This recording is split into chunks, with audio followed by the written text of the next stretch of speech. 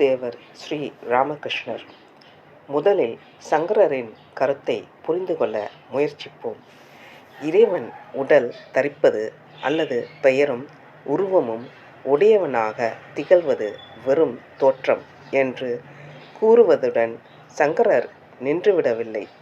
இறைவனின் மானுட வடிவம் எவ்வாறு வெறும் தோற்றமோ அவ்வாறே நீ, நான், இவ்வுலகத்தின் மற்ற ஒவ்வொரு பொருளும் மனிதனும் வெறும் தோற்றம் என்பதையும் அவர் தெளிவாக கூறுகிறார். உலகம் என்பது வெறும் தோற்றமே. உண்மையில் பிரம்மத்தையே நாம் தவறாக உலகமாக காண்கிறோம் என்பதே அவர் கருத்து. இந்த இரு கூற்றுக்களையும் ஒருங்கே எடுத்துக்கொண்டால்தான் அவரது முடிவான கருத்து என்ன என்பது நமக்கு விளங்கும்.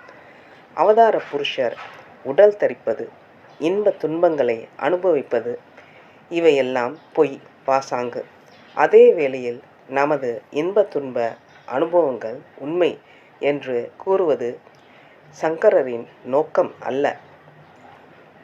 நமது அனுபவங்களும் நாம் நம் கண் முன் காண்பவையும் உண்மை என்று கருதுவோமானால் அவதார புருஷர்களின் காட்சி முதலியவற்றையும் உண்மை என்று ஏற்றுக்கொண்டே தீர வேண்டும். எனவே அவதார புருஷர்களும் நம்மை போல் மனதுடன் போராட வேண்டும் என்று கூறியதற்கும் சங்கரரின் கொள்கைக்கும் எவ்வித முரண்பாடும் இல்லை. 12. வேறொரு கோணத்திலிருந்து இந்த கருத்தை விளக்குதல். வேறொரு கோணத்திலிருந்து இதை விளக்கினால் இன்னும் தெளிவாக புரிந்து கொள்ள முடியும். அத்வைத நிலை, துவைத நிலை என்ற இரு நிலைகளிலிருந்தும் நாம் இந்த உலகை பார்க்க முடியும். இந்த இரண்டு கண்ணோட்டங்களும் இருவிதமான காட்சிகளை விரிக்கும் என்று சாஸ்திரங்கள் கூறுகின்றன. அத்வைத நிலைக்கு உயர்ந்து இந்த உலகம் எந்த அளவுக்கு உண்மையானது என்று அறிய முயல்வோமானால் உலகம் இல்லை, எப்போதும் இருந்ததும் இல்லை. ஏக மேவாத்வீயம், இரண்டற்ற பிரம்மத்தை தவிர வேறு எதுவும் இல்லை என்ற உணர்வு ஏற்படுகிறது. அதையே துவைத நிலையிலிருந்து பார்த்தால் பல்வேறு பெயர்களையும் தோற்றங்களையும் உள்ளடக்கிய உலகம் உண்மையானது என்றும் உள்ளது என்ற உணர்வு தோன்றுகிறது. இதைத்தான் நாமும் எப்போதும் உணர்ந்து கொண்டிருக்கிறோம். ஆனால் உடலில் வாழ்ந்தாலும் உடல் எண்ணத்தை மறந்து விட்ட அவதார புருஷர்களும் ஜீவன் முக்தர்களும் தங்கள் வாழ்வில் அடிக்கடி அத்வைத அனுபவங்களில் திளைக்கின்றனர். எனவே துவைத நிலையில் வாழும் போதும் உலகம் ஒரு கனவு போல் வெறும் தோற்றம் மட்டுமே என்ற திட நம்பிக்கை அவர்களிடம் இருக்கும். விழிப்பு நிலையோடு ஒப்பிட்டு பார்க்கும்போது கனவு வெறும் தோற்றம் என்பது உண்மைதான். ஆனால் கனவு காணும் போது ஒருவன் அதை முற்றிலும் பொய்யானது என்று கூறிவிட முடியாது. அதுபோல அவதார புருஷர்களும் ஜீவன் முக்தர்களும் பிரம்மத்துடன் ஒன்றிய அத்வைத நிலைகளில் இருக்கும்போது அவர்களுக்கு இந்த உலகம் வெறும் கனவு போல தோன்றும் என்பது உண்மைதான். அந்த உயர் நிலைகளில் திளைக்காத போது அவர்கள் இந்த உலகை முற்றிலும் பொய் என்று ஒதுக்கிவிட முடியாது. 13. மிக உயர்ந்த உணர்வு நிலையிலிருந்து பார்க்கும் போது உலகை பற்றிய வேறு கருத்து. மேலே குறிப்பிட்டது போல் இரண்டு நிலைகளிலிருந்து உலகத்தை பார்ப்பது போல் ஒரு மனிதனையும் இருவித கண்ணோட்டங்களில் பார்க்கலாம். துவைத நிலையிலிருந்து பார்க்கும்போது அவன் சம்சார தலைகளில் கட்டுண்டவன்.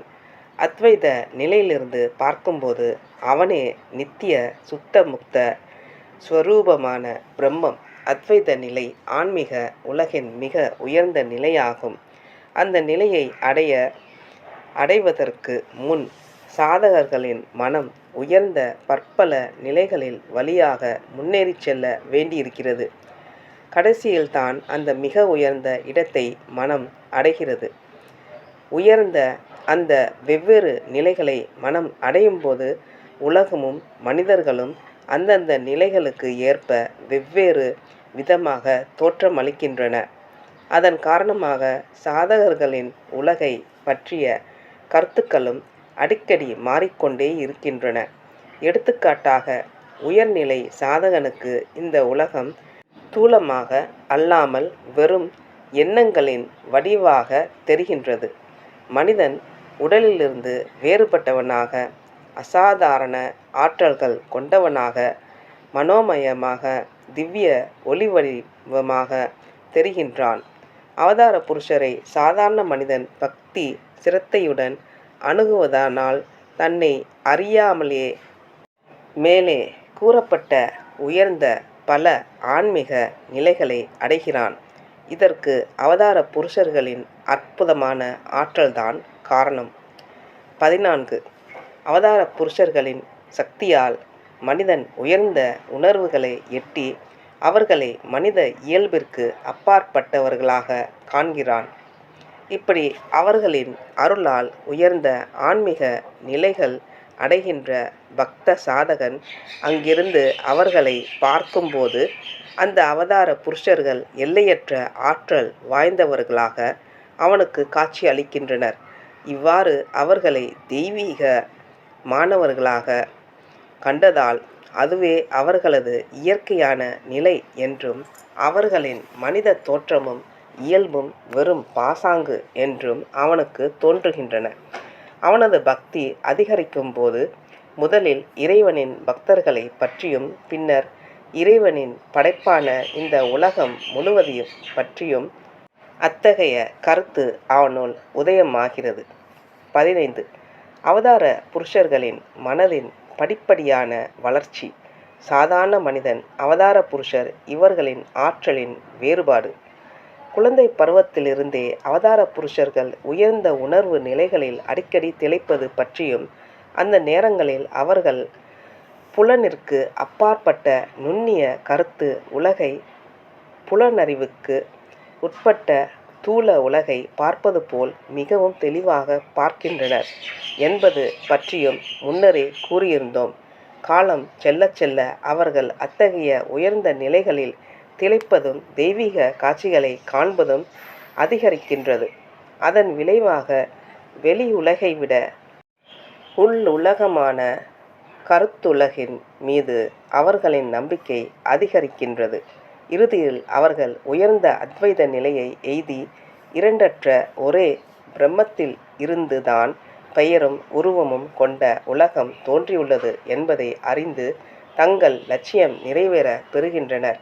ஜீவன் முக்தர்களின் வாழ்விலும் இவ்வாறே நிகழ்கின்றது. ஆனால் அவதார புருஷர்கள் மிகவும் குறுகிய காலத்தில் அடைகின்ற இந்த அத்வைத நிலையை அடைய ஜீவன் முக்தர்கள் வாழ்நாள் முழுவதும் கடினமான முயற்சிகள் மேற்கொள்ள வேண்டியுள்ளது.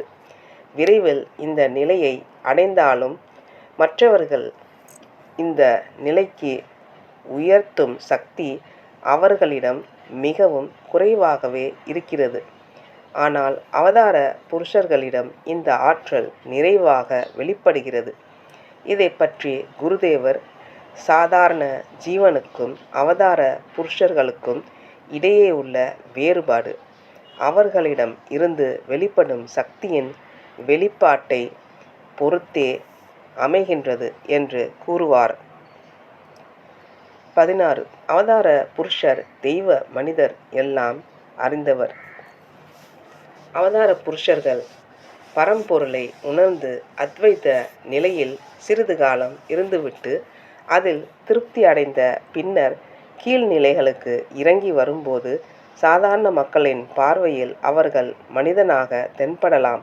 ஆனால் உண்மையில் அவர்கள் மனித நிலையினர் அல்லர், தெய்வ மனித நிலையினர் ஆகிவிட்டனர்.